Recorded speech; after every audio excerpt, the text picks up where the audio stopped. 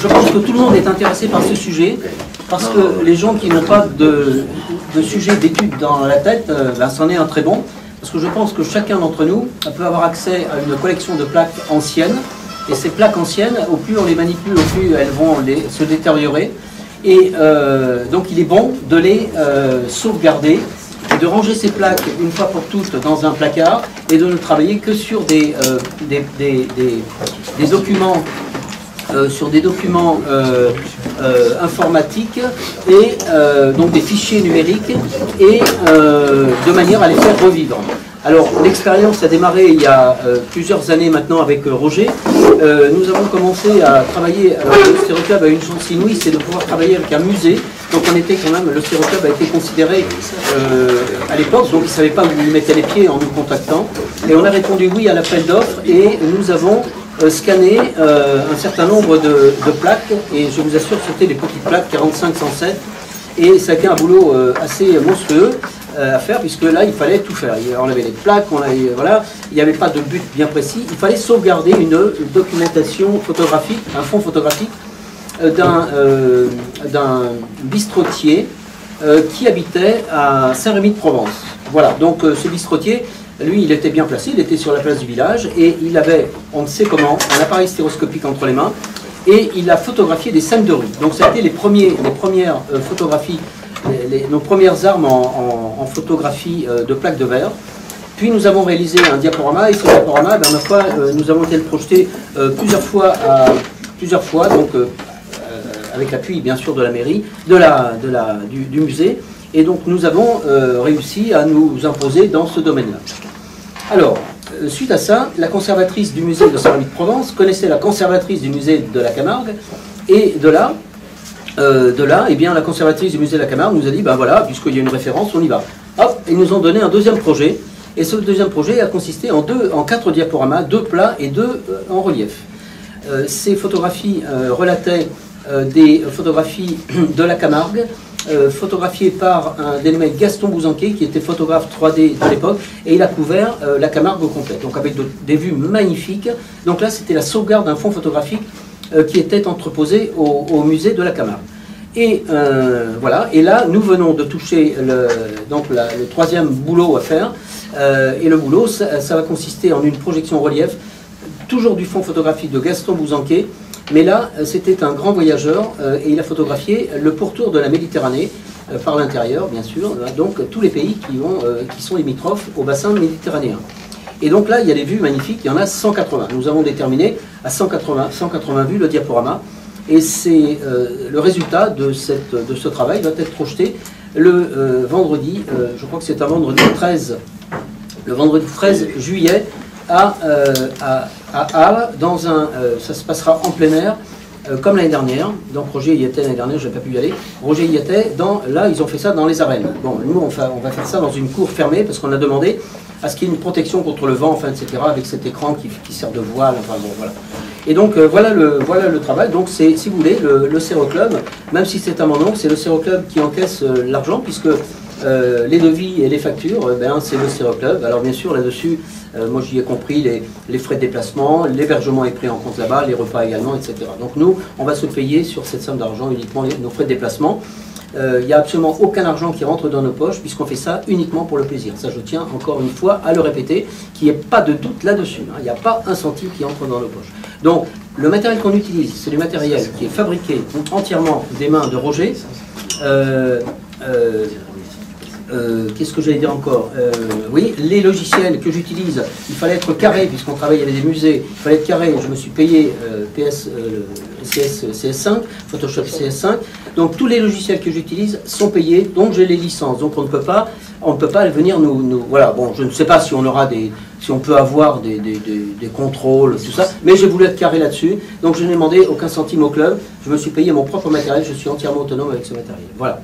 Ça, je tenais à le préciser. Voilà l'origine de cette passion pour la duplication des plaques de verre.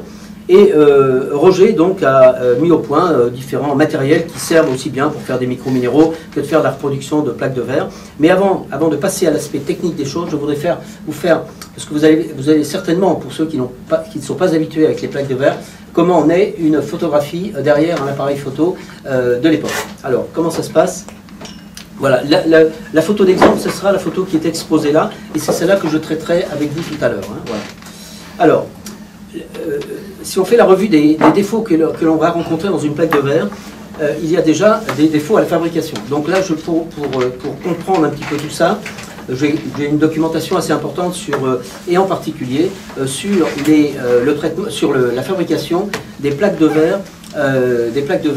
Par Louis Lumière, des plaques de verre en couleur. Bon, c'était une étape au-dessus, mais c'était des plaques de verre en couleur. C'est un très très gros bouquin qui est magnifique, très très bien illustré, une documentation et l'histoire de la montée de l'usine Lumière et la fabrication, le stockage et tous ses défauts. Donc voilà, les défauts dans le verre, c'est des bulles, marbre liées au coulage du verre, du relief, des creux, des points sur le verre. Il y a des verres rayés, fêlés et cassés, ce sont des défauts qui sont provoqués par la manipulation des plaques. Donc dès que vous ouvrez une boîte de plaques, hein, il y a là, dès que vous l'ouvrez, elle est vierge, alors vous l'ouvrez voilà, dans une lumière actinique, et vous la manipulez, hop, vous risquez de la rayer dans un angle, etc., d'un objet, etc. Voilà, donc défauts provoqués par la manipulation des plaques. Puis ensuite, il y a les lacunes et les craquelures de l'émulsion, puisque l'émulsion, les plaques étaient couchées, et il n'y avait pas une fabrication aussi rigoureuse que les films 24-36, voilà. Donc il y avait des problèmes, des lacunes qui sont dues au couchage de l'émulsion, et les craquelures qui sont dues aux tensions internes. Tout va dépendre de la température à laquelle est fabriquée la plaque, où est couchée la plaque, et les conditions de température et d'hygrométrie lors du stockage de la plaque. Donc il y a des contraintes mécaniques qui vont faire qu'il va y apparaître des craquelures à l'intérieur de l'émulsion. Il y a de la sur- et sous-exposition à la prise de vue, par exemple. Hein, donc si on venait à la photo d'avant, il y a la photo de droite est légèrement surexposée. Il y a même une entrée de lumière dans l'appareil photo, puisque l'angle en bas à gauche est complètement illuminé alors que l'autre ne l'est pas, donc il y a une surexposition. Ensuite, il y a de la sur- et sous-exposition à la transposition. Et la transposition d'une plaque, puisque je vais y revenir en détail après. Le châssis transposeur, c'est une petite boîte en bois comme ça. Hein, pour ceux qui, voilà, ça traîne dans les sous-tables des foires à la photo. Ça, c'était le châssis transposeur qui permettait de passer du négatif qui sortait de l'appareil photo au positif, la photo que l'on examinait dans le stéroscope, le véroscope, peu importe, le stéroscope en général. Et ensuite, alors donc, comme ça se faisait en deux temps, et on venait exposer devant de la lumière, eh bien, on n'était pas à 5 secondes près, et voilà, donc la plaque était exposée plus ou moins bien, et on avait certainement de la sur- et sous-exposition entre les deux vues, gauche et droite. Et ensuite, au moment de la transposition, étant donné que la rainure qui est à l'intérieur, la plaque coulissée à l'intérieur, il y a un léger jeu, il pouvait y avoir une petite rotation, et il peut y avoir également une transposition partielle. Si je prends une plaque, vous voyez, si vous n'êtes pas embuté au bout, la plaque, vous n'allez travailler que sur une portion partielle de la photo qui est derrière. Hein, voilà. Alors, châssis transposeur pour des 6.6, donc ce sont les plaques qu'on va traiter. Et vous avez la même chose pour des 45-107, un petit châssis transposeur pour des 45-107. Voilà, hop, je vais l'ouvrir. Voilà, c'est exactement pareil. Hein. On retrouve le presseur qui va presser les deux plaques. On va entrer dans le détail maintenant. Voilà le châssis transposeur, et voilà ici avec un côté, donc ça c'est le côté gauche de la plaque, et sur ce côté gauche de la plaque, vous allez mettre en quinconce, vous allez mettre les deux photos, les deux plaques, la négative qui sort de l'appareil photo, et la positive au-dessus. Là vous exposez, et vous faites un positif par tirage, par contact. Vous transposez de l'autre côté, voilà, c'est ça la méthode de transposition. Vous allez transposer les deux vues, vous réexposez, et vous obtenez le positif du négatif. Voilà, donc là je reprends le détail. Donc là vous avez la plaque négative. Donc là c'est le côté que vous regardez. Hein, vous regardez ce côté-là, vous voyez bien un F à l'envers quand vous le photographiez, il est à l'endroit. Et vous avez le bas de l'image et vous avez les F à l'envers. Et vous avez le côté vert et le côté émulsion. Le côté émulsion, vous voyez, la flèche est cachée, elle est bien du côté où la lumière va arriver. Hein, le sujet extérieur est là, la lumière rentre dans l'objectif et la lumière va taper l'émulsion. Donc l'émulsion, le côté émulsion est côté rideau noir. Hein, et le côté vert, c'est voilà. Alors ensuite, on va passer à la transposition des images droite et gauche. Et donc vous allez placer au-dessus une plaque, en dessous de la plaque négative côté émulsion, vous allez placer une plaque. La plaque est négative, mais elle va devenir un positif, puisque du négatif, vous allez passer au positif. Et donc vous allez transposer le F qui était noir, vous allez le mettre en blanc, et la même chose sur le côté droit, Puis ensuite, voilà le résultat de la transposition. Là, vous êtes toujours à l'envers, sauf que l'image gauche est à droite et l'image droite est à gauche. Donc si vous faites un retournement de la plaque, vous vous trouvez bien avec l'image, le F côté gauche à l'endroit et le F côté droit à l'endroit. Et là, vous obtenez enfin, après une manipulation de deux translations, le négatif qui est passé en positif. Et c'est cette image que vous allez regarder dans le stéroscope. Alors une plaque stéroscopique se regarde toujours du côté émulsion. Hein, ça c'est inhérent au procédé de duplication. Voilà. Alors la reproduction, il y a deux grands moyens pour la faire. Vous avez soit le scanner à plat, à dos lumineux. Donc là il faut un scanner, le scanner à plat avec un dos lumineux, c'est-à-dire que les scanners que vous pouvez utiliser pour dupliquer des diapositives. Mais le procédé est long puisqu'il faut faire un pré-scan, puis ensuite délimiter la zone, puis ensuite scanner à une résolution, on va voir après, une résolution de 1200 dpi minimum, donc 1200 points par pouce minimum, pour avoir une bonne résolution et pouvoir travailler dans l'image. Hein. Alors, vous allez voir après, hein, je vais détailler. Et sinon, eh bien, la méthode qu'on utilise avec Roger, c'est la méthode par appareil photonumérique. Donc c'est le montage qui est là devant vous maintenant. Et donc là, c'est très rapide puisqu'on va pouvoir d'un seul clic photographier la surface totale de l'émulsion côté gauche, côté droit. Hein. On ne photographie pas la plaque dans son ensemble, on photographie la gauche et la droite de manière à avoir deux éléments distincts. Vous allez voir après pourquoi on a deux éléments distincts. Alors l'exemple, là c'est un Pentax K20D, donc c'est pas un plein format. C'est pas un plein format. Avec Roger, on a exactement le même, enfin à peu près le même type de matériel. Et là, Roger est venu avec son 50 mm macro qui marche très très bien pour faire ce genre de travail. Bon, moi j'avais un autre objectif, mais on a préféré utiliser ce 50 qui marche très très bien. Et donc la plaque qu'on va utiliser, c'est une plaque 6-13. Les images gauche et droite font 6 cm par 6 cm. Et donc il y a 1 cm de marge au milieu. Et la résolution équivalente, une fois que vous avez scanné avec cet appareil photo, compte tenu de la taille du capteur, vous obtenez une résolution équivalente d'un scanner à 1380 pixels par pouce. Donc voilà, c'est au-delà des 1200. On est bien, on pourrait scanner plus grand, mais ça ne sert pas à grand chose étant donné que ces photos, on ne va jamais aller zoomer dedans, parce que dès que vous allez zoomer devant, dans une photo comme ça, il y a un tel grain que ce ne serait plus présentable. Donc il y a un manque de piqué, voilà, donc dès que vous examinez une plaque comme ça à la loupe, eh bien vous manquez de piqué et voilà. Alors voilà une plaque, donc là c'est le scan d'une plaque, hein, donc elle est délimitée, les photos sont délimitées par les petits traits pointillés orange, et donc la plaque fait 6 cm et elle fait 13 cm de large, et là vous avez deux photos à peu près qui ne font pas tout à fait. La surface de l'émulsion, la surface de la chambre photographique, d'un côté fait bien 6 par 6, mais en fait la photo est plus petite parce que elle n'est pas tout à fait à la bonne distance et la photo ne remplit pas l'entière surface dédiée. Alors là on remarque donc ici, vous voyez tout de suite l'entrée de lumière sur la droite, en bas à gauche là. Vous remarquez que cette image-là est légèrement plus claire que celle-ci. Donc tout ça, on va arriver à corriger tous ces défauts avec différents outils derrière. Voilà, donc là ce qu'on va faire, on va photographier donc les deux images. Et là, vous voyez, les deux images sont complètement séparées. Mais compte tenu du format rectangulaire du capteur, eh bien vous avez forcément pris un petit peu de photos à droite et à gauche, un petit peu de vue à droite et à gauche. Là j'ai identifié tous les défauts que c'est pas là il faut, pour corriger ça, il y a 3/4 d'heure de travail, donc je ne vais pas vous infliger 3/4 d'heure de présentation et de correction, mais voilà tous les défauts qu'on va remarquer sur la photo de gauche uniquement. Hein. Ces défauts ne sont pas reproduits sur la photo de droite, donc il y a encore presque autant de photos sur la photo de droite, presque autant de défauts que sur la photo de droite. Donc il y a des taches en haut, les petites taches ça va encore. Là il y a des rayures. Ah, les rayures là c'est, bon, je ne sais pas si vous les voyez bien, mais les rayures là sont extrêmement importantes. Ici vous avez des taches, vous avez encore des petites taches ici, une grande rayure sur le bras ici, une grande rayure sur le pied et une surexposition dans le dos là sur la chaise et sur le dos du personnage. Sur la photo de droite, alors là, bon, qu'est-ce qu'on voit? Eh bien, on voit encore des taches au plafond. On voit qu'il y a un détail manquant. Vous voyez, ce détail qui est là-haut, il est absent. Alors ça pourrait être, je soupçonne que ce soit de la gélatine, de l'émulsion qui se soit décollée. Alors bon, ben voilà, c'est comme ça. Alors si je reprends, vous voyez, la photo de gauche et la photo de droite, donc il manque ce détail. Donc on va voir comment on va soit faire une copie, soit remplacer carrément le plafond. Hein, voilà, vous verrez que ce sera plus facile de remplacer le plafond que de faire la correction. Voilà. Bon, ensuite il y a une grande rayure ici sur les personnages. Il y a une rayure en biais ici. Et là, il y a surtout une surexposition. On va voir comment on va résoudre ce problème.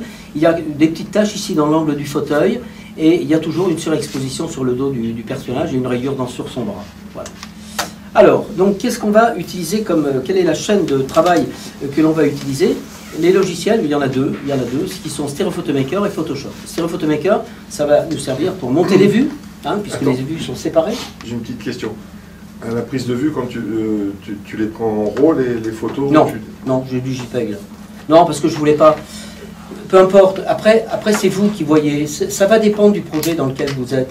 Vous pouvez les prendre en RAW, vous pouvez les prendre en TIFF, vous pouvez les prendre en JPEG. Moi j'ai pris du JPEG pour vous montrer la démo, on ne va pas traiter une image RAW ce soir. Vous avez certainement une gamme beaucoup plus étendue de détails, de couleurs, ça c'est évident, de gamme de gris, c'est évident. Mais bon là pour la démo de ce soir, mais c'est ce que je disais. Aujourd'hui en photographie, que ce soit des plaques de verre ou des diapos, moi je viens de traiter, Roger vient de scanner à plat des diapos. Moi je les ai traités derrière par Photoshop, les fichiers qu'il m'a donné 90 mégas chaque, je les ai traités, je les ai réduits à 60 mégas, je les ai livrés en TIFF, c'est des photos extraordinaires. Le gars pour qui j'ai fait ça, il n'en revient pas, quoi. J'ai enlevé tous les violets, tous les trucs. C'est des photos des diapos couleurs qui avaient perdu de pêche. J'ai tout remonté, quoi. Mais c'est du travail, c'est une demi-heure par diapositive. Donc les deux logiciels principaux qui sont Stereo Photomaker pour faire un ajustement, pour faire un montage mécanique de la diapo, on va dire mécanique entre guillemets. Donc on va faire le montage des vues, le recadrage, l'équilibrage colorimétrique des vues. Et, puisque là c'est automatique, un nettoyage partiel à l'aide de la brosse clone, on va l'utiliser, et on va corriger les horizons, puisque le photographe, lui, il était sur pied, bon l'appareil photo était peut-être un peu comme ça, donc on va rectifier l'horizon. Et puis dans Photoshop, qu'est-ce qu'on va faire? On va faire le transfert de SPM dans Photoshop directement en appuyant sur la touche G si vous l'avez programmé, c'est au Photomaker. Vous allez passer en mode niveau de gris, puisque toutes les photos, moi je tiens à ce que toutes les photos soient équilibrées en niveau de gris. Donc je les retranscris puisque en fait quand on scanne, lui l'appareil ne sait pas si c'est du noir et blanc, de la couleur, de la demi-couleur, machin. Donc là, tac, vous désaturez en fait, le fait de passer en niveau de gris, tac, vous désaturez complètement l'image et vous équilibrez toute votre série d'images dans un diaporama. Rien ne serait plus laid que d'avoir une image noire, une image marron, une image grise. Bon voilà, c'est pas très très beau. Donc ça, tout ça, moi je passe dans le contrat, tout est écrit, de manière à ne pas avoir de surprise à la fin, parce qu'une fois que le boulot est fait, c'est un peu tard. Si les corrections, une question, est-ce que ça veut dire qu'une photo avec un ton sépia va redevenir grise, noir et blanche? Oui, bien sûr. Oui. Bien sûr. Elles sont toutes de la même tonalité. Toutes de la même tonalité. Et dans un diaporama, ça dépend de ce que veut le client. Si c'est une reproduction unique et que tu veux faire un agrandissement, bon, ben là, on ne va pas procéder de la même manière. Bon, voilà, on va faire du RAW, on va scanner, on va prendre du temps, puisqu'on a travaillé sur une image. Par contre, si elle est sépia, bon, on va la garder sépia. Ça va dépendre de ce que veut le client en face. Quoi. Moi, je pense qu'on peut y trouver un certain attrait. Oui, je suis d'accord. Mais quand tu as un diaporama à monter, tu dois avoir un équilibre dans toutes les photos. Voilà. D'accord. Voilà. Ensuite, donc on va utiliser les corrections de luminosité et contraste dans Photoshop, les calques beaucoup plus pratiques que dans Stereo Photomaker. On va utiliser les calques des réglages de manière à pouvoir travailler sur des éléments indépendants et ne pas travailler sur une image complète. On va donc là, à partir de CS5, Photoshop CS5, il y a un réglage qui s'appelle ton foncé, ton clair. Là, c'est extraordinaire. C'est des trucs qui sont magiques pour traiter ces photos. On va utiliser des contours progressifs quand on va vouloir, par exemple, coller une pièce d'une photo sur l'autre. On ne va pas faire brutalement, on ne va pas avoir un angle droit comme ça, plat. On va avoir des dégradés qui vont permettre d'assouplir un petit peu la pièce qu'on va rapporter sur la deuxième photo. Et dans la boîte à outils, on va utiliser le correcteur localisé, le lasso polygonal et le tampon de duplication de Photoshop. Voilà les outils. Alors, après, c'est une question d'habitude d'utiliser ces outils, ça va très vite. On va zoomer dans l'image, on va se déplacer rapidement. Enfin, Photoshop, à partir de CS5, est très, très pratique, très, très fluide à ce niveau-là. Donc voilà, dans Stereo Photomaker, donc là on attaque le montage des photos. Donc on ouvre Stereo Photomaker. Et donc on va ouvrir les photos gauche et droite puisqu'elles étaient séparées. Donc voilà, l'image de gauche est posée à gauche, l'image de droite posée à droite. Vous le vérifiez, donc voilà, ça c'est mon outil, c'est l'outil que j'utilise, c'est un stéroscope que Roger Huet a fait avec des miroirs première face. Et donc hop, vous regardez, si vous n'avez pas de téléviseur 3D pour regarder les images, etc. Donc vous regardez, vous contrôlez la position de l'image gauche à gauche et de l'image droite à droite. Ça c'est une grande importance, c'est au moment du recadrage tout à l'heure. Voilà. Ensuite, dans CO Photomaker toujours, vous allez faire un pré-ajustement avec le bouton qui s'appelle ajustement facile.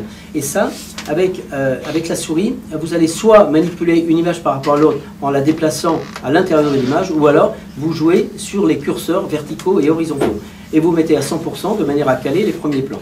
Une fois que vous avez fait ça, vous dites OK, et vous passez à l'étape d'après, qui est l'étape de recadrage libre. Et là, vous allez découper, puisque quand vous passez de l'ajustement facile à ajustement à la vue côte à côte, il n'y a aucune modification du positionnement des images. Et là, ça va vous permettre, avec le recadrage libre, de découper la surface de l'image strictement stéréoscopique.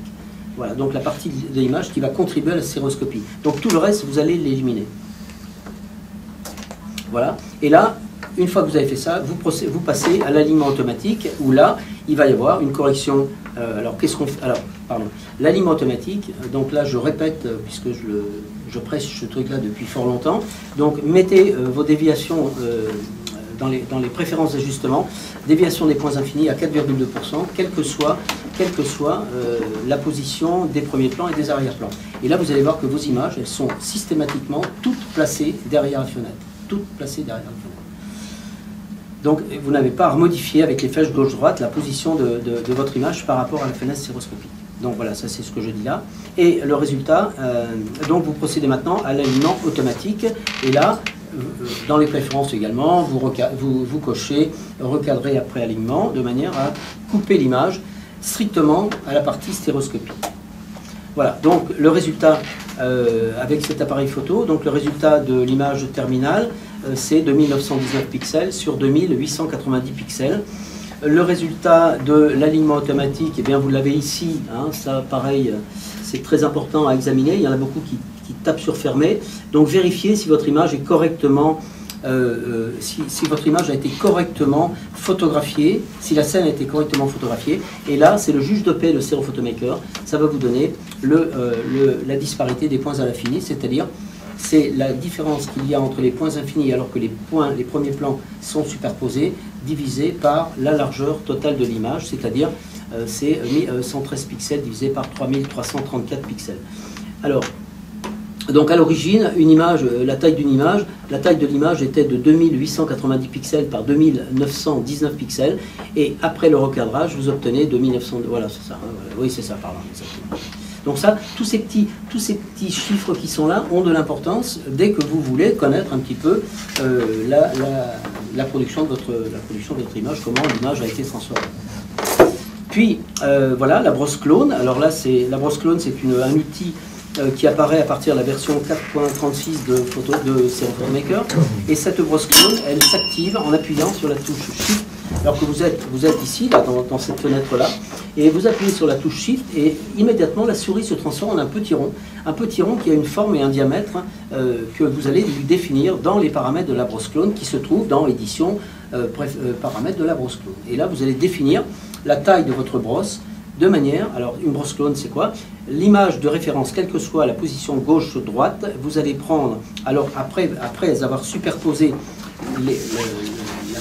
les plans dans lesquels vous voulez travailler, vous allez les superposer, et seulement après, vous appuyez sur Shift, vous faites apparaître la petite brosse clone, et vous allez travailler dans l'image de gauche pour appliquer sur l'image de droite exactement la même position stéréoscopique, le détail que vous avez prélevé sur la photo de gauche.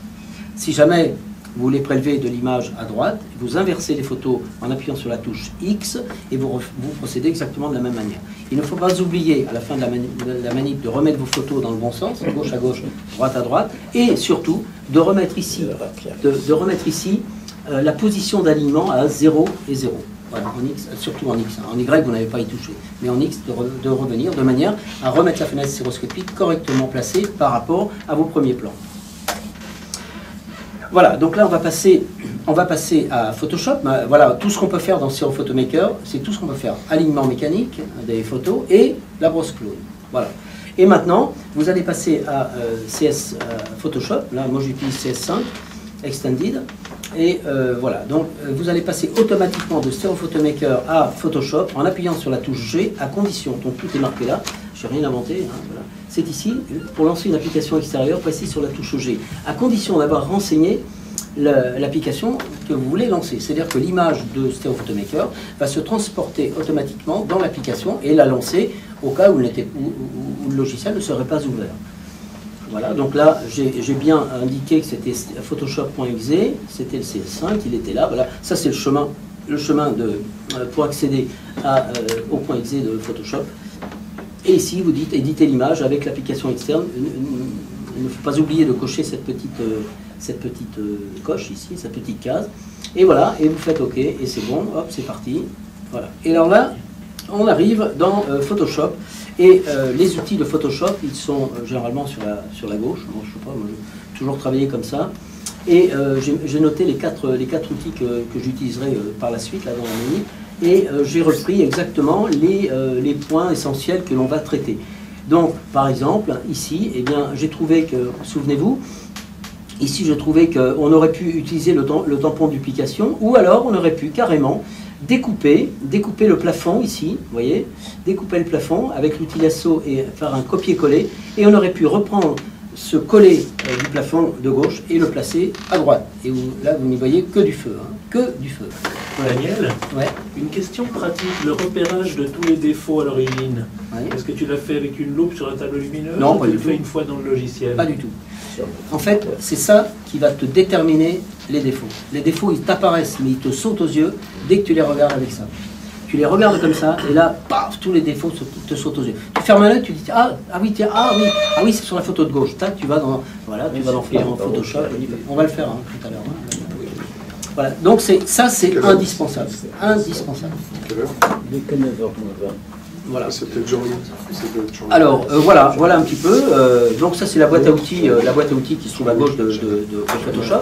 Et voilà la photo finale traitée, finie de traiter. Voilà. Partie de carte de Louis Hiro, 1937. Donc voilà, là des photos comme ça, j'en ai 600 à la maison. Et c'est un gros projet qu'on a pour le mois d'octobre avec l'IGN. Donc j'ai 600 plaques, en gros, je sais pas 600 plaques, j'ai 600 plaques à la maison, j'en ai peut-être, je sais pas, 400 à scanner, à scanner et à corriger comme 600 ça. 600 plaques. Voilà. Non mais c'est une photo extrêmement intéressante puisque tous ces personnages sont identifiés dans les boîtes, enfin tout est répertorié. Voilà, ça c'est la photo finale. Et donc maintenant, voilà la photo initiale. Voilà un petit peu. Vous voyez toutes les rayures, regardez le haut là, cette rayure qui apparaît là. Oui. Daniel, la photo finale a perdu un peu de chaleur hein, par rapport à la photo d'origine, je dirais, au niveau de la colorimétrie. Elle était en clair-obscur d'origine, ouais. Elle n'est plus en clair-obscur. Enfin, après c'est le goût de l'opérateur hein, qui est derrière. Ouais. Là, à la limite, on dirait qu'elle est presque... C'est beaucoup plus douce, elle est moins contrastée, c'est plus agréable. Ah bah oui, mais c'est la précédente. Oui, mais là c'est vraiment plus ancien. Pardon. Il n'y a plus d'intimité. Voilà quoi, c'était juste... Moi je vais vous dire, j'ai montré ces photos, j'ai montré quelques photos corrigées. Bon, attendez, là, il n'y a rien de calibré, là. Il n'y a rien de calibré, là, sur ces écrans. J'ai montré ces photos corrigées à la personne avec qui on bosse. On est trois à bosser sur le projet, là. C'est une réalisatrice de cinéma. Elle a quelques films derrière elle, à son actif. Et donc, voilà, je lui ai montré ces photos. Elle me dit, c'est incroyable de voir ça, de faire revivre ces photos telles que vous les avez fait, là. Voilà. Donc, elle est... tout à fait satisfaite du résultat. Donc si tu veux, c'est encourageant. Donc si vous voulez, moi je travaille pas tout seul dans mon coin et j'écoute ce qu'on me dit et voilà. Je suis peut-être têtu des fois. Hein. Voilà. Donc photo initiale. Voilà. Et le dispositif de prise de vue enfin. Voilà un petit peu Comment ça fonctionne? Donc on a un support assez costaud, antidérapant, hein, voilà, Roger va vous en parler. Deux butées, on a donc deux butées et la plaque stéroscopique qui est en dessous. Au-dessus on a une colonne, l'appareil photo est monté dessus. On y met, là, bon, c'est pas l'objectif macro de l'appareil, mais on y met un objectif macro de manière à avoir une bonne distance, une distance quand même confortable, de manière à ne pas être obligé de monter sur un escabeau pour pouvoir aller viser dans l'appareil photo et faire le premier cadrage. Puis ensuite cet appareil est réuni par un câble USB sur un ordi et on pilote donc l'appareil directement avec un logiciel qui s'appelle PT Taser. C'est un logiciel qui pilote le Pentax pour quand on a du Windows 7, puisque Pentax n'a pas encore été capable d'adapter le driver pour piloter l'appareil photo à partir de Windows 7. Donc c'est un gars qui a développé ce petit logiciel qui fonctionne, qui est tout simple. Donc on maîtrise la vitesse, l'exposition, la sensibilité, l'autofocus, et on appuie sur le bouton et la photo se prend automatiquement et voilà, on va décharger les images. Voilà. Alors voilà. Donc maintenant je vais laisser la parole à Roger pour qu'il nous présente le dispositif. Voilà, Roger, à toi. Bien. Je ne vais pas commencer par le début parce que déjà, partant de la plaque où est posé l'appareil, vous mettez tout au même niveau. Si c'est pas au même niveau, vous allez avoir du trapèze, j'exagère évidemment, enfin les inconvénients. Donc, la première chose à faire, c'est de tout régler au même niveau. Voilà. Ça veut dire quoi au même niveau? Deux niveaux. Deux niveaux, oui, au même niveau, excusez-moi. Hein? Je le répète, je ne suis pas très doué en manipulation de touches, peut-être pas très doué en français, il n'y a qu'en mécanique où je me défends. Ah bon? Et encore? Alors, je me sers d'une pointe de dentiste. Faites attention, celle-là est affûtée. Pour manipuler les diapos. Pour ne pas avoir à y toucher. Voilà, je vais prendre par le bord. Donc, je vais chercher le côté mat, c'est le côté émulsion, et l'appareil photo étant inversé, je vais travailler avec la photo inversée. Évidemment que la photo de gauche est à droite maintenant, donc je commence toujours par la photo de gauche. C'est une question de principe. Je la positionne. Ça m'ennuie de... Oh, ça fait rien, je vais les régler. C'est pas grave, on sait comment c'est réglé. Alors, vous voyez, il faut les...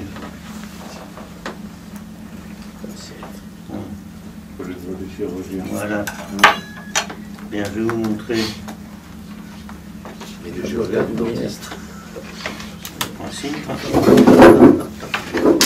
Voilà. Alors ça c'est un calage qui se fait, que je fais quand je positionne le cadre. Là, bon, c'est le cadre que je vais positionner, hein. Je pose à peu près la table lumineuse. Ce cadre là, voilà, c'est celui. Ça c'est le même pour le 45-107. Voilà le cadre, les cadres qui me servent. Et quand je viens de butée à butée, la photo gauche-droite est toujours au centre. Donc c'est vite fait, je n'ai pas à chercher quoi que ce soit. Hein? Donc je mets la photo de gauche. Bon, évidemment maintenant il faut que je replace tout. On va essayer. Ça va être en train de chercher en plus. Il est tombé ton... Ah, il est tombé? Oui, Très juste.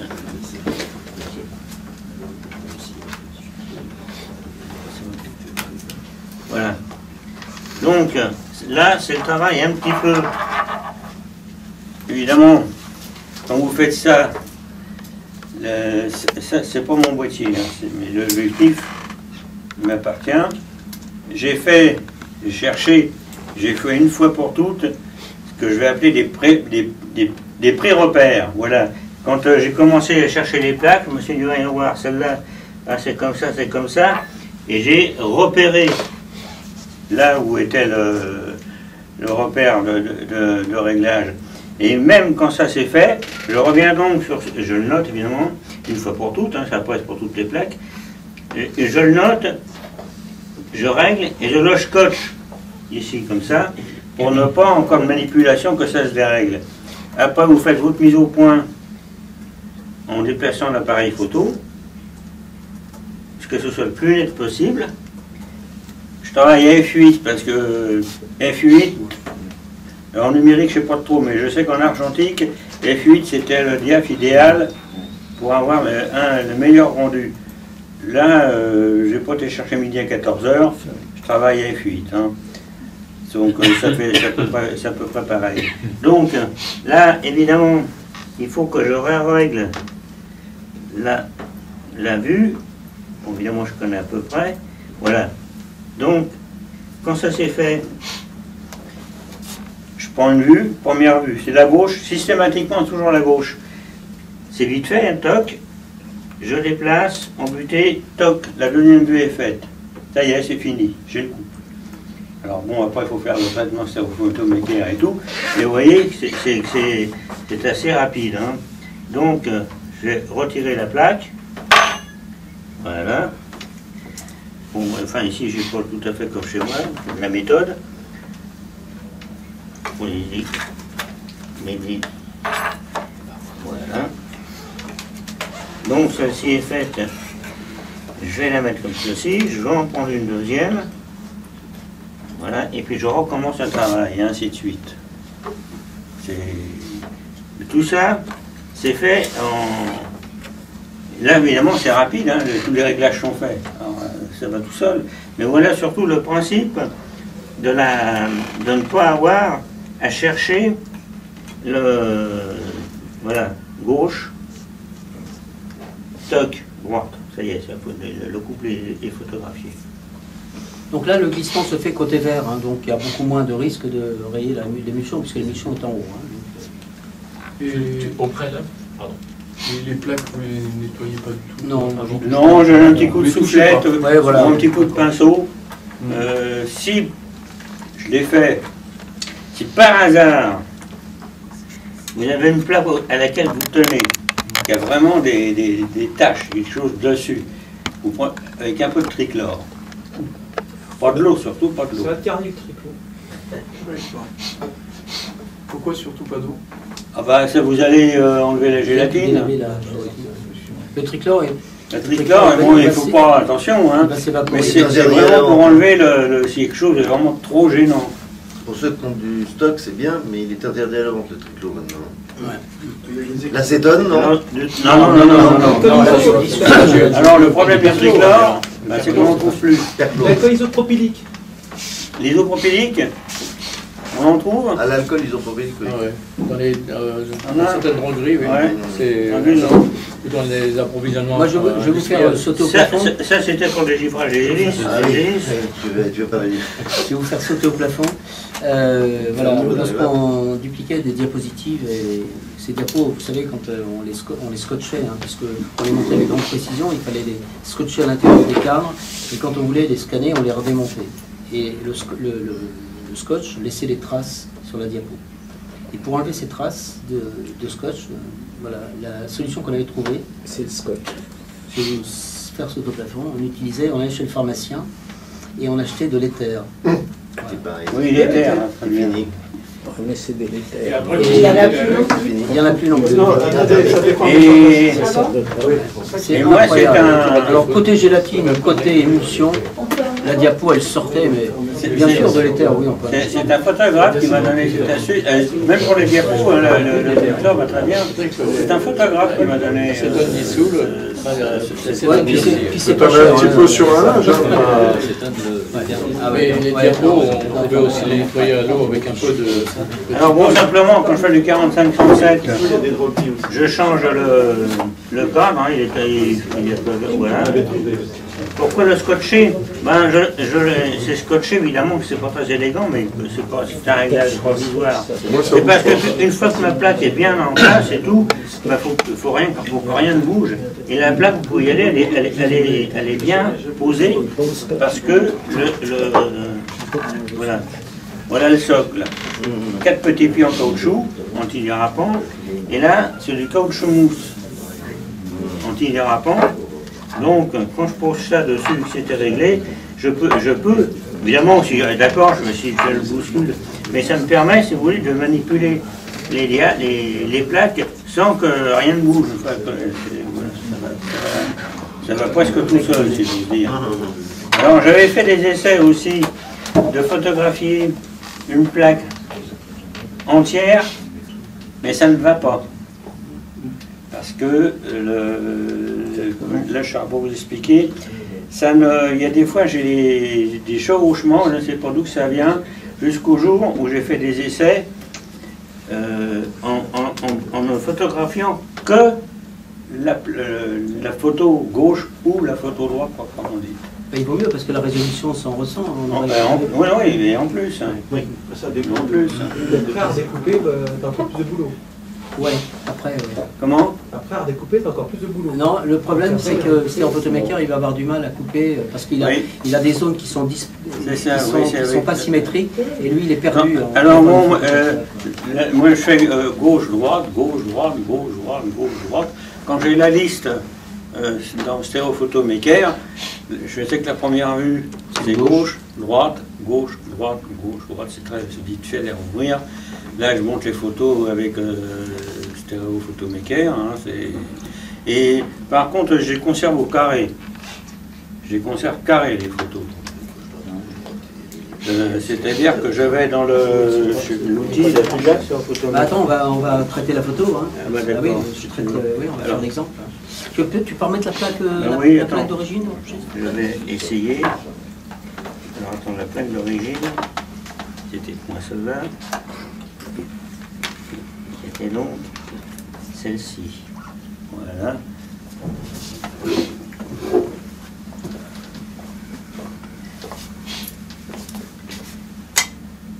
Il y a quelque chose que j'ai pas très bien compris. Est-il nécessaire de positionner précisément la vue par rapport à l'axe optique de l'appareil?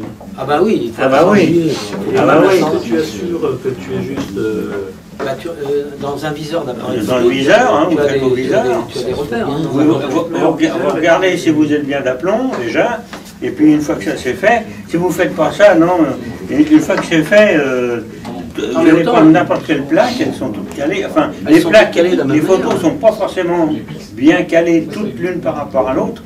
Et ce que vous allez photographier, ça sera toujours calé. Et lui, avec ses photomaker, vous allez tout de suite... T'as mis la gauche, Roger, là? C'est bon? Oui, c'est bon.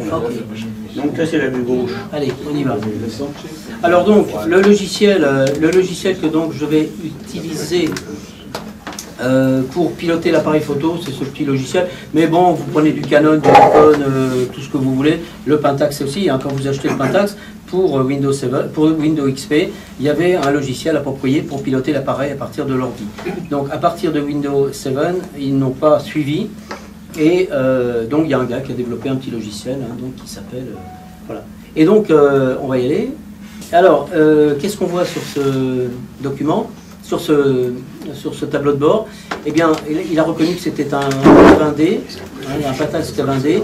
Il a reconnu qu'il y avait un objectif 50 mm qui ouvre à 2.8, un macro. Donc là, il dit tout ça à travers l'appareil photo, là, puisque le boîtier cause à l'appareil et le tout cause à l'ordi. Voilà.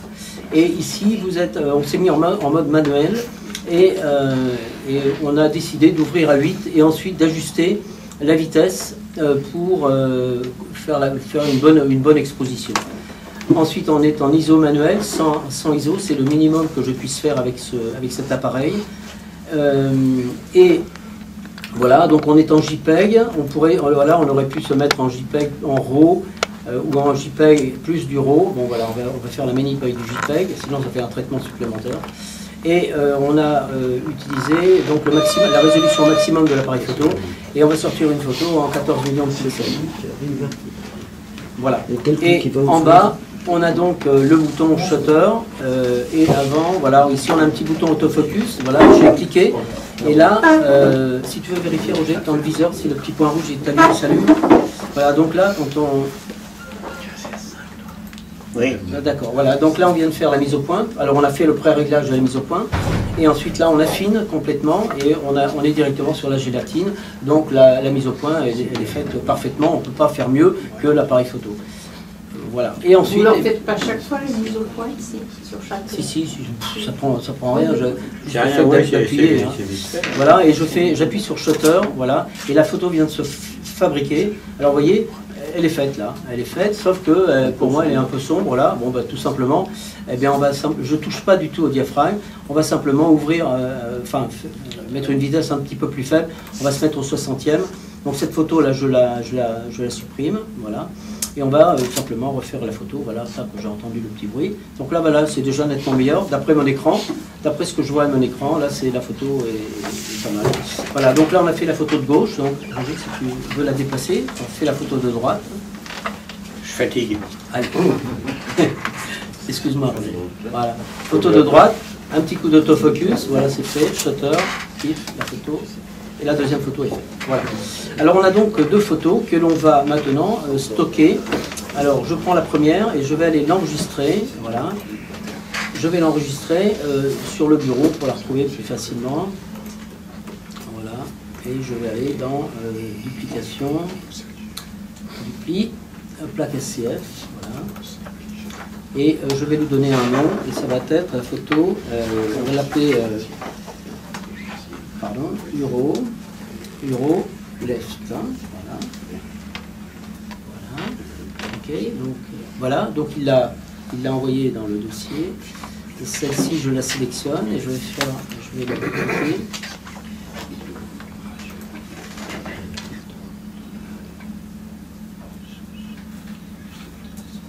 Daniel, si tu les baptises Euro_L, ça entre automatiquement dans Stereo Photomaker, ça vaut pas la peine? Oui, c'est pareil. Oui, bien sûr, oui. Voilà. Non, c'est simplement pour faciliter. Pour les démonstrations, d'accord. Voilà. Ok, donc maintenant on a terminé. Voilà.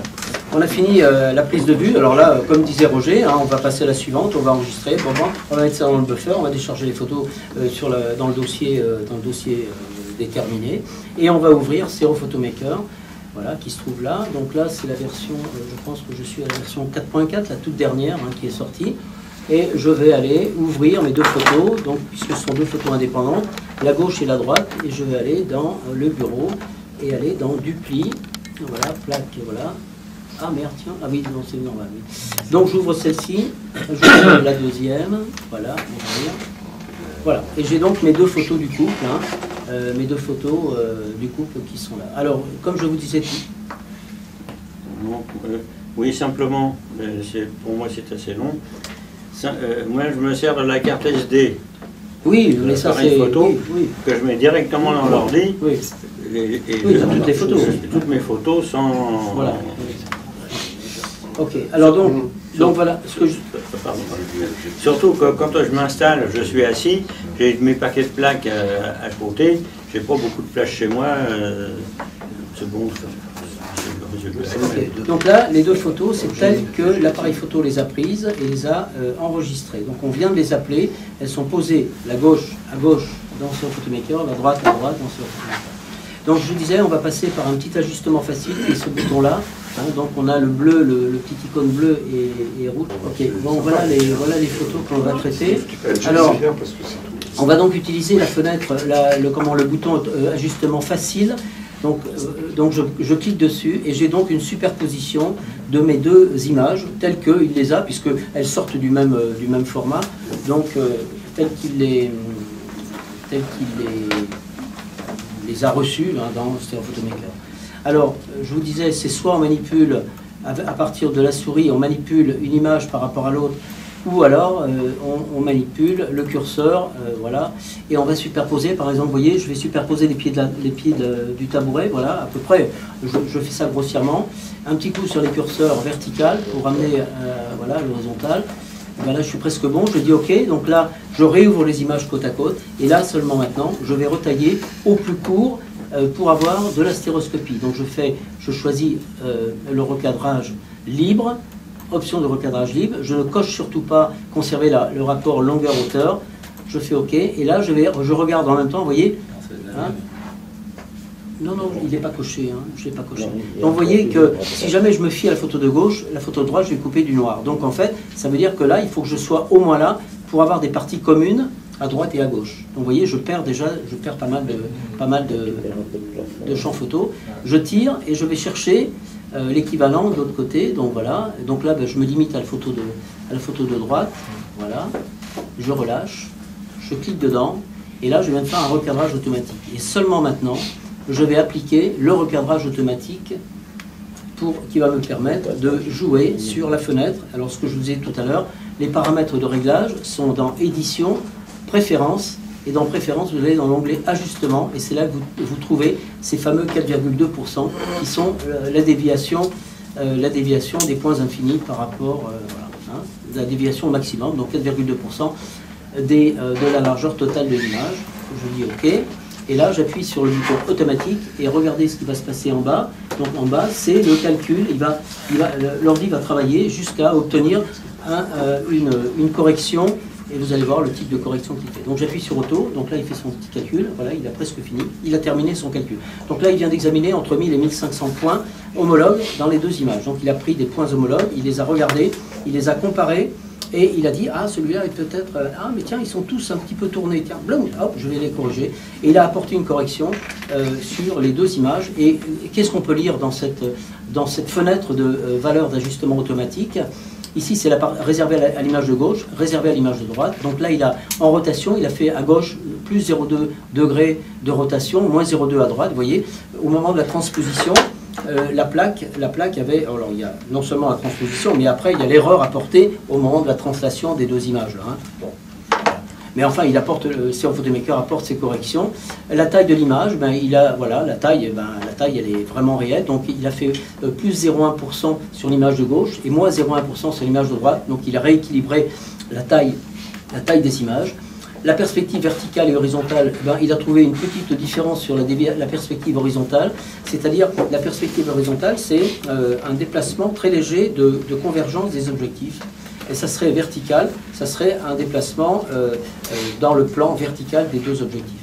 Et puis ensuite, il a en position verticale, il a bougé de 1 pixel. Donc vous voyez, on était presque bien réglé tout à l'heure manuellement en ajustement facile. Et en position horizontale, il a décalé de 12 pixels. Et on obtient donc un réglage de fenêtre, un réglage de la règle du 30e. Alors on n'est pas tout à fait au 30e, on est à 1/26e, c'est-à-dire qu'il y a un peu plus, la photo est un peu plus profonde que normalement. Ça veut dire que le photographe n'a pas respecté à la prise de vue la bonne distance des premiers plans, mais bon, jusqu'à un 25e, c'est tolérable. Là, on a un 26, c'est très bien. C'est un 26e de la largeur d'image. Et pas de la distance de prise de vue. C'est pas tout à fait pareil. Oui, c'est ce que j'ai dit avant, oui. C'est ce que j'ai dit avant. Non, mais si on obtient ce résultat, c'est que la prise de vue n'a pas été correctement effectuée dans les règles. Hein, voilà. Pourquoi faut-il faire un ajustement facile et un recadrage avant l'ajustement automatique? Parce que le CO Photomaker serait perdu avec les marges qui ne sont pas communes à toutes les images. Voilà. Alors il se peut, si vous voulez. Effectivement, il fait quelque chose, je me demande toujours si c'est bon ou non. Si vous voulez qu'on le fasse, avant de faire ça, je reviens en arrière. Hein.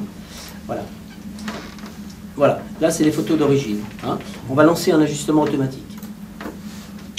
Alors, là je lui dis non, puisqu'il sait déjà qu'il a travaillé sur ces photos, donc il me demande si je veux utiliser le même rapport, le même fichier de rapport. Je lui dis non, je veux pas ça. Je veux que tu recalcules tout. Alors voilà, là, vous voyez, il est complètement perdu. Voilà, il a trouvé, c'est normal, puisque les photos, vous vous rendez compte, il y a du blanc ici, il y a du noir là, il y a du blanc ici, il n'y a plus rien ici. Bon, si vous voulez, donnons à CO Photomaker, même s'il fait des prouesses, donnons-lui des choses correctes à traiter. Allez, vous voyez, il a trouvé un 44e de fenêtre stéréoscopique, donc ça va pas. Ça va pas. Et puis là, vous prenez le séroscope, vous regardez ça, vous dites non, ben non, ça va pas. Alors autant travailler proprement. Donc là, je reviens en arrière. Pour préparer un peu pour OVD, quoi. Voilà, exactement. C'est comme si tu voulais travailler, je sais pas, sur une grande planche de bois, tu voulais découper qu'un petit bout, quoi, tu vois. Ben, tu tailles pas très précisément ton truc, tu vas dégrossir, tu vas couper un bout de ton truc, et seulement après, tu vas travailler. Tout à l'heure, avant, tu avais dit que tu pouvais régler l'horizon avec Stéréo Photomaker. Ouais. Comment tu fais? Ben oui, bah c'est... Ouais. Attends, oui, on peut le faire... Alors je vais faire un ajustement facile, voilà, c'est dans ajustement facile. Donc là, vous voyez, je vais... Bon là, là on est presque bon. Ouais, je vais régler un tout petit peu, voilà, les pieds de la chaise en premier plan. Voilà, je fais ça, je vais faire ma découpe. On va le régler après. Hein. Je fais ma découpe. Voilà. Alors là, je reprends ici. Voilà, je tire là-bas. Voilà. Alors maintenant, je reviens dans fenêtre. Voilà. Imaginons qu'on veuille remettre cet horizon droit, hein, parce que là, on voit qu'il penche. Eh bien, il suffit simplement d'aller mettre une grille ici.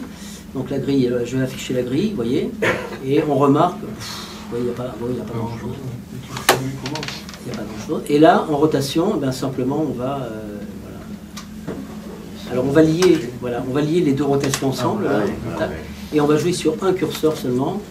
Et voilà. Donc là, vous voyez, là on exagère dans le mauvais sens, hein, vous voyez. Ok, donc on va le faire dans l'autre. Merci Pierre hein, pour l'astuce. Hein. C'est toi qui m'as donné cette astuce. Moi je le faisais dans Photoshop. Hein. Je vous montrerai dans Photoshop comment ça marche. Je l'ai fait dans Photoshop. C'est automatique aussi. Hein. Ouais, tu tires après. Voilà, donc là on a rétabli, vous voyez, on a rétabli l'horizon. Si ça vous va comme ça, ça va bon. Allez, ok. Donc là, comme on a, voilà, vous avez vu, tac, la correction qu'il a apportée. Alors, je ne sais pas s'il faut retailler derrière, mais on peut toujours. Bon, là, à chaque fois, on perd un peu d'image. Hein. Oui, il faut retailler un tout petit peu. Oui, il faut sûrement refaire l'alignement. Voilà. Donc, il faut tailler au minimum hein, de manière à conserver le maximum de pixels. Voilà. Alors, on va commencer par quoi? Tiens, on va peut-être pas commencer par le plus dur. Le plus dur, c'est l'angle. Hein, question, est-ce qu'il y a un ajustement automatique des couleurs avec la touche bleue fendue, là? Oui, alors on va faire l'ajustement. Parce que non, je pense à ça à cause de l'éclairage en bas à gauche de l'image de droite. Alors justement, on va essayer de rétablir les couleurs. On va prendre la gauche comme référence et on prendra la droite. La droite, c'est celle qui est à corriger. Donc on va tout simplement appuyer ici sur le bouton de correction automatique des couleurs, puisqu'on voit que l'image de gauche elle est légèrement plus sombre que celle-là. Et ça va nous arranger, parce que vous voyez que le sol de droite est plus clair que le sol de gauche. Donc là, je vais appuyer là-dessus, ça va très vite, hein. Paf, ça y est, c'est fini. Là, il a apporté la correction, il a tenté d'équilibrer les couleurs à droite en fonction des couleurs de la gauche. Voilà, alors maintenant, on va essayer de corriger cette partie-là, ou alors non, je vais vous faire un truc beaucoup plus démonstratif. Celui-là, puis après on traitera le bas. Hein. On va essayer de... Vous voyez que le plafond, là, vous voyez, il y a plein de petites corrections à faire, et je me suis dit, eh bien autant faire une correction totale de la vue. Alors on va tout simplement... donc là, je ne peux rien faire d'autre, mais on reviendra... attendez, à moins qu'on traite ça, parce que ça, je peux le... J'ai pu le traiter dans Stereo Photomaker, je pense. Hein, je crois. Alors je vais utiliser la brosse clone, et les paramètres de la brosse clone sont ici, vous voyez, dans édition et paramètres de la brosse clone. Et là, je vais jouer sur le diamètre, de la brosse, vous voyez. Et pour vérifier, j'appuie sur la touche Shift majuscule, et je bouge ma souris, vous voyez. Simplement le fait de la bouger, le bouton, il est, vous voyez la petite... alors là, je suis en train de faire des conneries parce que je suis en train de faire une duplication là. Hein, donc là, je vais fermer ma brosse là, voilà, et je vais revenir un peu en arrière, hein, parce que voilà. Ok, donc la brosse clone, je l'ai réglée, et je vais peut-être l'augmenter un petit peu. Je vais peut-être l'augmenter un peu en diamètre. Voilà, je vais prendre un diamètre gros, fermé. Et bon, alors ça va faire ce que ça fait. Hein, excusez-moi pour le. Voilà. Donc regarde bien ce qui se passe. Alors je prends de la matière à droite. Et à gauche, j'ai un petit rond qui apparaît également. Donc là, je vais aller balayer à gauche, vous voyez. Alors c'est gros, hein, voilà. Ouais. Comme je suis dans le bas, je sais que j'ai pas trop de problèmes. Par contre, si j'étais dans le fond, là, à ce moment-là, ta question est bonne, ce qu'il faut faire, c'est venir en ajustement facile, j'y vais, et supposons que tu veuilles corriger, par exemple, tu vois, tu veux dupliquer cette zone-là, hein, ouais. Eh bien, tu vas venir bouger la parallaxe arrière, tu vas superposer les objets, là, tu vas te mettre en taille 100%, voilà, et là, tu vas pouvoir ajuster exactement, et là, tu sais que tu vas dupliquer dans le même plan, quoi, à peu près dans les mêmes plans. Hein. Voilà, tu fais OK, et à ce moment-là, tu appuies sur la touche Shift, et tu vas dupliquer. Alors, Oui, on peut le faire parce que parce qu'en fait, après je vais m'amuser à... Et tu vas refaire le plafond après. Ouais, je vais refaire le plafond. Hein. Voilà, vous voyez. Donc voilà, je duplique ici exactement le même objet qui était là. Et maintenant, regardez ce que j'ai fait. Vous voyez qu'ici je suis à moins 85 là. Donc, alors que tout à l'heure j'étais à 0. Donc là, je vais jouer sur la parallaxe et ramener. Je vais ramener donc la parallaxe à 0 pour traiter ma photo par la suite. Parce que là, mes avant-plans, ils sont sortis de la fenêtre hein, maintenant. Hein. Donc là, je vais... Pardon. Donc là, je fais... Sur le plan de travail, en fait, tu es en superposition d'image, là où tu travailles avec la brosse Claude. Voilà. Et là, je suis revenu à 0, donc j'ai rééquilibré ma fenêtre stéréoscopique sur les premiers plans. Voilà. Alors, donc on a à peu près, vous voyez, corrigé... Alors effectivement, on a introduit un défaut supplémentaire qu'on pourrait... alors là, on ne peut plus le corriger, hein, c'est foutu, là, hein, puisqu'on l'a dupliqué. Et maintenant, voilà, ça va pas. On aurait dû corriger avant le défaut là, mais on va le faire dans Photoshop après. Donc vous voyez, j'ai à peu près corrigé, et je vous assure que les deux vues, bon si ça se voit quand même, il aurait fallu que j'enlève ce petit halo qui est là encore, hein. Il aurait fallu, on va le faire si vous voulez. Alors pour cela, voilà, donc je vais regarder si ça ne se voit pas trop là. Ouais, ben pour moi c'est presque bon, c'est très bien, parfait. Donc vous voyez, on a réussi en 2 coups de clone, 2 coups de cuillère à clone. Voilà. Donc là, je vais revenir à 0, de manière à envoyer ma photo dans Photoshop maintenant. Donc voilà, donc là je reviens à 0. Alors pour revenir à 0, hein, vous appuyez sur les touches gauche-droite. Moi je l'ai planifié à 10 pixels, et quand j'appuie 10 pixels, quand je donne un coup comme ça, c'est 10. Je reviens à moins 10, c'est quand j'appuie sur Shift et que j'appuie sur les touches droite-gauche, je fais un déplacement d'1 pixel. Hein. Donc vous voyez, vous passez de 10 à 1. Pour avoir une meilleure précision. Alors maintenant qu'on a fait ça, voilà, c'est terminé dans Stereo Photomaker. Je vais passer dans Photoshop. Donc tout simplement, j'appuie sur la touche G de Stereo Photomaker. Voilà. Et là, j'envoie, il est en train d'envoyer la photo, voilà, dans Photoshop. Il ouvre Photoshop automatiquement puisque je lui ai demandé de lancer l'application Photoshop.